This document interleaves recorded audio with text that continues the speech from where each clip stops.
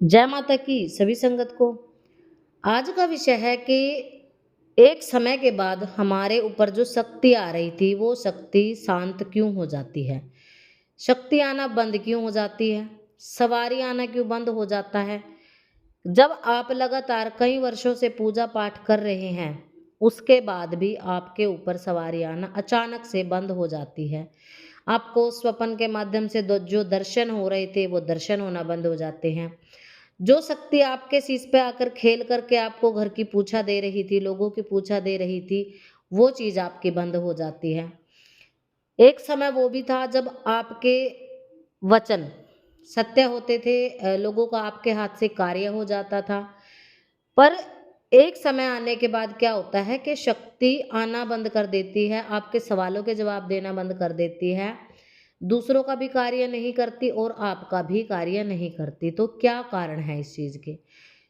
शक्ति आना बंद क्यों करती है? इनके कारणों पर इस वीडियो में चर्चा करेंगे। वीडियो में अंत तक ज़रूर बने रहें।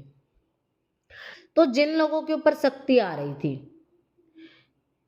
आप शक्ति की नियमित पूजा पाठ करते थे, आप शक्ति को नियमित भोग देते थे, आपने शक्ति को अपनी पूजा से, पाठ से, अपने भोले मन से, अपनी भक्ति से, भाव से, श्रद्धा से प्रसन्न किया। जैसा आपके घर में समय पर था, आपने वैसा उसको भोग दिया। जैसा आपकी शुद्ध भावना में भगवान के लिए कोई भी भाव आया, आपने उसी भाव से उनको चोला चढ़ाना, श्रृंगार चढ़ाना, उनकी आरती करना, उनके लिए भजन कीर्तन करना, बहुत सारे जो भी आपके मन में भक्ति के भाव उठते थे, आप वो सभी उनके लिए कार्य करते थे। और इस चीज से शक्ति आपके ऊपर प्रसन्न होकर के सवारी रूप में आ गई या शक्ति रूप में आ गई, और उस शक्ति ने आपको एक आम इंसान से कुछ खास बनाया, यानी कि आप भगत बन गए। अब आप लोगों की पूछा भी दे रहे हो, गद्दी लगा रहे हो, आपको बहुत सारे वर्ष हो चुके हैं। पर क्या होता है कि एक टाइम के बाद आपकी गद्दी बंद हो जाती है, आपकी शक्ति आना बंद हो जाती है, और लोग जब उनकी शक्ति आना बंद हो जाती है तो पूजा पाठ करना छोड़ देते हैं, गद्दी लगाना छोड़ देते हैं, मन उनका खराब हो जाता है, मन टूट जाता है। तो ऐसा हम क्या कर सकते हैं, क्या करें? क्या इसके कारण है और क्यों ऐसा होता है? और शक्ति आना हमेशा ही क्या नुकसानदायक होता है? शक्ति बंद होना क्या हमेशा ही हमारे लिए गलत प्रभाव देता है या अच्छे प्रभाव देता है? ये सभी विषय समझने वाले हैं। देखो, जब आप कई समय से पूजा पाठ कर रहे हो, बहुत समय से, और आप चौंकी भी लगा रहे हो, आपकी चौंकी से बहुत सारे लोग ठीक भी हो रहे हैं, किसी को संतान उत्पत्ति हो रही है, किसी के नौकरी के काम बन रहे हैं, किसी का व्यापार अच्छा चल रहा है, किसी का शरीर स्वस्थ हो रहा है, कोई भी कार्य लेके लोग आपके पास आ रहे हैं, देर सवेर उन सभी के कार्य आपके दरबार से, आपकी चौंकी से, आपकी शक्ति से बन रहे हैं। पर एक समय के बाद आपको ऐसा लगता है कि जैसे मेरे घर में मेरे सभी कार्य बिगड़ रहे हैं, मेरा सारा नुकसान हो रहा है, अब तो मेरी शक्ति भी आना बंद हो गई है, अब तो वो पूछा भी नहीं देती है। तब इंसान का दिमाग घूमता है कि कहीं किसी ने हमारी शक्ति को बंधन तो नहीं लगा दिया, कहीं किसी तांत्रिक ने हमारी शक्ति को बांध तो नहीं दिया। ये एक सवाल सबके मन में घूमता है। तो देखो, जब आपकी परीक्षा लेती है ना शक्ति, आपको मान देती है, सम्मान देती है, आप भगत बन गए हो, आपके हाथ से लोगों का कार्य हो रहा है, आप जगत कल्याण करने लगे हो, तो आपका एक नाम बनता है, एक फेम बनता है, आप प्रसिद्ध होने लग जाते हो, फेमस होने लग जाते हो, अब लोग आपको जानने लगे हैं। अब आप क्या करोगे? जो श्रद्धा, जो भक्ति आप पहले माता रानी के लिए अपने मन में रखते थे, उसको थोड़ा-सा आप कम कर दोगे। आपको लगता है कि शक्तियाँ आपकी गुलाम हो गई हैं। पहला कारण तो ये।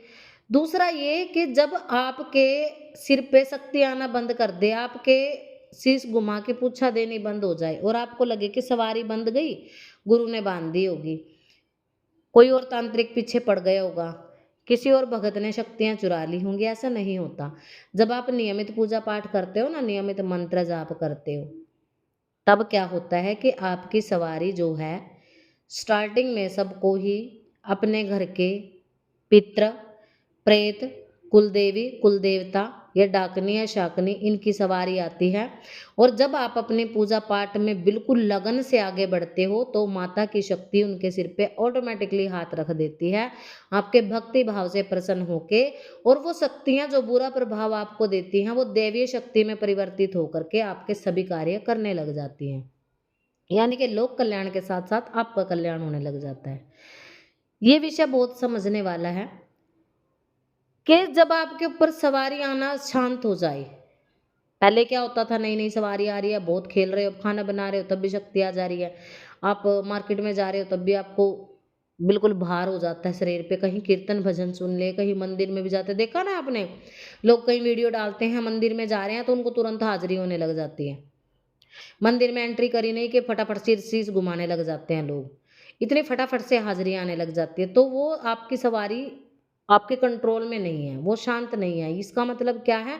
आपकी पूजा-पाठ अभी अधूरी है, आपको अभी पूरा कंट्रोल अपनी शक्ति पे नहीं हुआ है, आपको अभी पूरा का पूरा जो कहते हैं ना कि शक्ति की फुल कृपा, वो आपको नहीं मिली। अभी आपका सभी कार्य सीमित है, नहीं आई है आपके पास। बहुत लोग देखे हमने जब मंदिर में माथा टेकने जाते हैं तो उनको तुरंत ही हाज़िरी होने लग जाती है।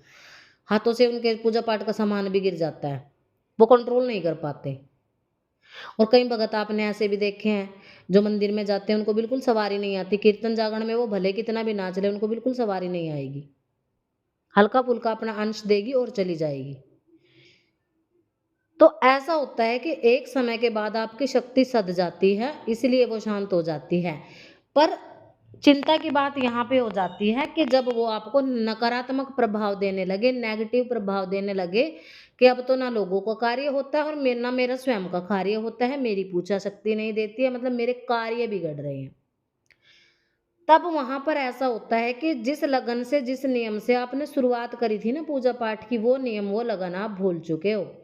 और जो भी आपने अपने गुरु से शक्ति ली थी, गुरु के लिए आपके मन में जो है पूरी तरह से श्रद्धा नहीं है।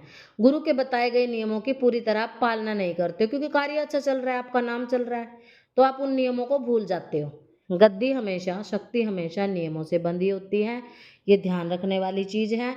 और जो आप सामान्य भक्ति पूजा करते हो, उसमें किसी नियम की, किसी गुरु की कोई आवश्यकता नहीं होती। जब भी आपके सिर पे शक्ति आती है, तो आप स्वयं से नियम बाँध लेते हो।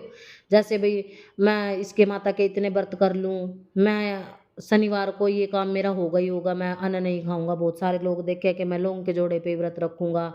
खाम-खा के नियम आप जब पाळते हो ना, तो शक्ति तो वचनबद्धित हो जाती है। शक्ति तो आपके उसी वचन पे चलने लग जाती है। ठीक है भई, डील हो गई, तुम मेरा ये करोगे, मैं तुम्हारा ये कर दूँगी। और जब आप अपने ही वचन से फिर जाते हो, तो वो शक्ति भी आपसे मुँह मोड़ती है। ये आपकी परीक्षा है।